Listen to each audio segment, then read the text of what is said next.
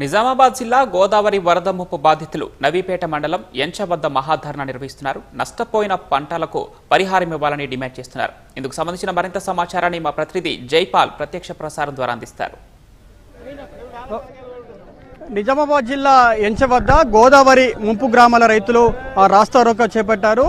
ఇటీవల వరదలకు నష్టపోయినటువంటి పంట పొలాలకు దాదాపు ఎకరానికి 50,000 నష్టపరిహారం చెల్లించాలని చెప్పేసి రైతులు అయితే నిరసన వ్యక్తం చేస్తున్నారు. కొంతమంది రైతులు ఉన్నారు, వారు ఏం డిమాండ్ చేస్తున్నారు, ఎంత మేర వాళ్ళ పంట నష్టపోయిందనే విషయాలు వారిని అడిగి తెలుసుకుందాం.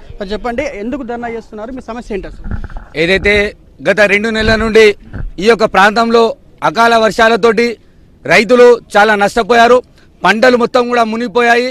ప్రభుత్వం క్షేత్రస్థాయిలో అధికారులు కానీ సర్వే చేపట్టలేక ఈరోజు నష్టపోయినటువంటి రైతులను అసలు ఆదుకునేటువంటి పరిస్థితి లేదు. ఈరోజు రైతులు పండించినటువంటి పంట మొత్తం కూడా నేలపాలైంది. ఈ యొక్క నవీపేట మండలంలో 9 గ్రామాల్లో మొత్తం పంట కూడా 1000 ఎకరాల్లో నష్టం జరిగితే ఇప్పటికీ ప్రాంతంలో గెలిచినటువంటి సుదర్శన్ రెడ్డి గారు కానీ అధికారులు కానీ వారికి వచ్చి భరోసా ఇవ్వలేనటువంటి పరిస్థితి ఉంది. కాబట్టి రైతులు ఈరోజు రోడ్డెక్కి మాకు పంటకు 50,000 నష్టపరిహారాన్ని చెల్లించాలని చెప్పేసి డిమాండ్ చేస్తా ఉన్నారు. ఆ యొక్క డిమాండ్ని నెరవేర్చే వరకు కూడా ఈ యొక్క ఉద్యమాన్ని కొనసాగిస్తాం, రైతులకు వెన్నంటుంటాం, రైతులను ఆదుకోవాలని చెప్పేసి ప్రభుత్వాన్ని విజ్ఞప్తి చేస్తా ఉన్నాం. మీరు చెప్పండి సార్, మీ పంట ఎన్ని ఎకరాల్లో నష్టపోయింది, అయితే ఎంత మేర నష్టం జరిగింది? సుమారుగా 9 గ్రామాల్లో ఇక్కడ దాదాపుగా 3 నుంచి 4,000 ఎకరాలు మొత్తం ఈ రకంగా వరి మొత్తం నాశనం మునిగిపోయింది.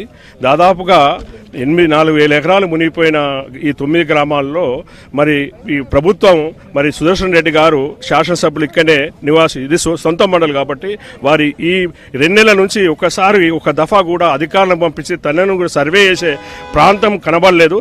వారు తప్పకుండా స్పందన చేసి ముఖ్యమంత్రి రేవంత్ రెడ్డి గారికి విజ్ఞప్తి చేస్తా ఉన్నాము. మరి మా సుదర్శన్ రెడ్డి గారికి కనువెప్పి తెలిసి 50,000 రూపాయలు నష్టపరిహారము మరి రైతులకు వెంటనే అందజేస్తూ, అదే కాకుండా రైతులు మరి 4,000 ఎకరాలు మునిగిపోయినాయి కాకుండా బురద పెట్టినాయి, ఉష్క పెట్టినాయి, దాంట్లో కంప మొత్తం పూరుకపోయింది. దానికి కూడా అదనంగా 30,000 రూపాయలు డెవలప్మెంట్ కింద ఆ 30,000 రూపాయలు ఇవాళ నష్టపరిహారం 50,000, 80,000 కాడికి మరి రైతులు కూడా మేము అందరం కూడా డిమాండ్ చేస్తా ఉన్నాం.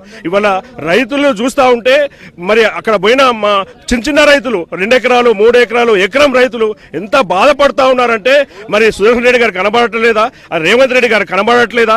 మరి రైతులు ఇంత గోసా ఉంటే ఒక్కసారన్నా కానీ కలెక్టర్ గారు కానీ అధికారులు కానీ ఇంతవరకు కూడా స్పందన రాలేదు అంటే మరి ఈ రోజు ప్రభుత్వం నిద్రపోతా ఉన్నది.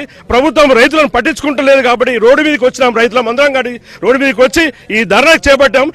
ఈ రోజు వారం రోజులు కనుక మాకు ఈ నష్టపరిహారం ఇవ్వకుంటే కనుక ఖచ్చితంగా మరి కలెక్టరేట్ పోతాం, అదేవిధంగా అసెంబ్లీకి ముట్టడిస్తామని చెప్పి ఈ సందర్భంగా తెలియజేస్తాం. చెప్పండి, అంటే ముంపుకు గురైన పంటలను అధికారులు ఎవరైనా వచ్చి పరిశీలించారా?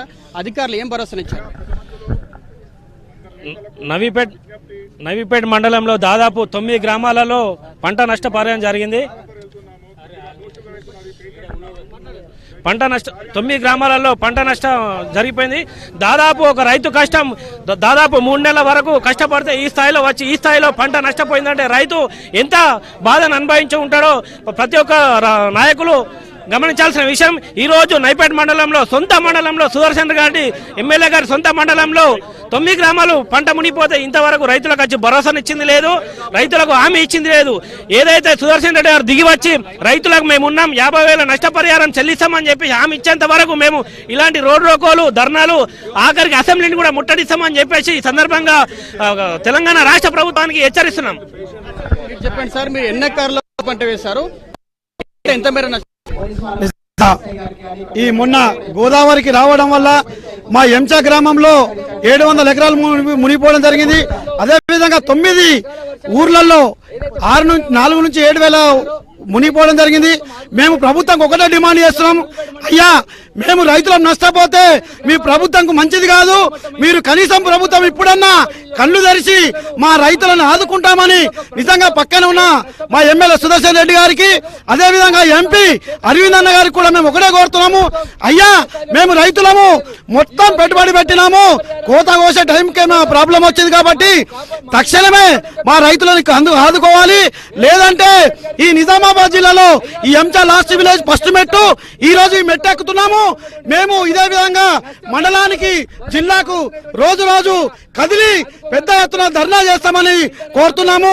రైతులను కాపాడకపోతే మళ్లీ వారంలో ఈ ధర్నా కార్యక్రమానికి చాలా పెద్దగా చేస్తామని రైతులందరము మేము నిజంగా రైతులది నడుమిరిగిపోయింది కాబట్టి ఆదుకోవాలని ప్రభుత్వాన్ని డిమాండ్ చేస్తున్నాం. చెప్పండి సార్, ఇప్పటికే అధికారులు పంట నష్టాన్ని అంచనా వేశారు, ఇంకా మీ ప్రభుత్వాన్ని ఏం డిమాండ్ చేస్తున్నారు? మేము ఏం చేస్తున్నామంటే ప్రభుత్వాన్ని కూడా ఈ సందర్భంగా కోరుతా ఉన్నాం.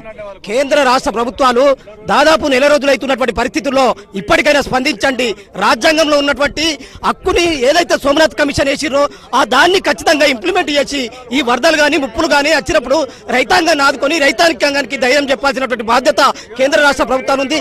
ఈ రాష్ట్ర ప్రభుత్వాన్ని ఒకటే కోరుతా ఉన్నాం, శాసనసభ్యులు ఒక్కటే కోరుతా ఉన్నాం, మీరు తక్షణమే ఈ రైతాంగాన్ని ఆదుకొని ఎకరానికి 50,000 రూపాయలు ఇవ్వాలని, పంటల్ని మరొకసారి పరిశీలించాలని సందర్భంగా డిమాండ్ చేస్తా ఉన్నాం. ఇది మొత్తంగా ఇటీవల గోదావరి వరదలకు ముంపు గురైనటువంటి పంట పొలాలన్నిటి కూడా ఎకరానికి 50,000 నష్టపరిహారం ఇవ్వాలని చెప్పేసి రైతులు డిమాండ్ చేస్తున్నారు. ఒకవేళ ప్రభుత్వం నష్టపరిహారం ఇవ్వకుంటే భవిష్యత్తులో కలెక్టరేట్ అదేవిధంగా అసెంబ్లీని ముట్టడిస్తామని చెప్పేసి అయితే రైతులు హెచ్చరిస్తున్నారు.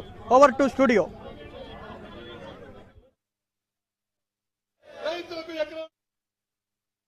ధన్యవాదాలు జైపాల్. రైతుల ఐక్యత, వర్ధిల్లాలి రైతుల ఐక్యత. అందరికీ